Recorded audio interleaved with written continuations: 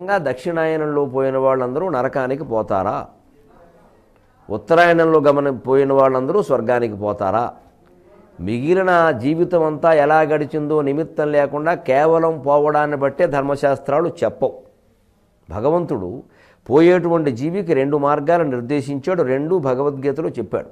అగ్నిర్జ్యోతిరః శుక్ల షణ్మాస ఉత్తరాయణం తత్ర ప్రయాత గచ్చంతి బ్రహ్మవిదో జనాః ధూమో రాత్రిస్తథా కృష్ణ షణ్మాస దక్షిణాయనం తత్ర చాంద్రమసం జ్యోతిర్యోగి ప్రాప్య నివర్తతే.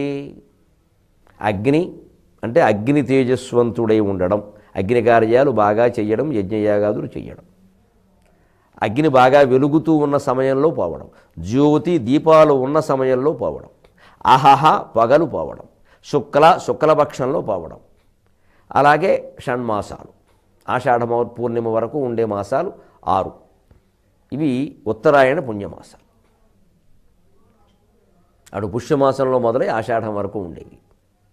ఆషాఢం మొదలు దక్షిణాయనం వస్తుంది. ఇవి ఈ షణ్మాసాలు ఉత్తరం. ఇందులో పోయిన వాళ్ళు తత్ర ప్రయాత గచ్చంతి బ్రహ్మవిదో జనాః. వ్యాఖ్యానం సరిగ్గా చేసుకోకపోతే ఈ మహత్తరమైన సూత్రాలు అపార్థాలకు గురవుతాయి. వీటిని తేలిక చేసేయద్దు.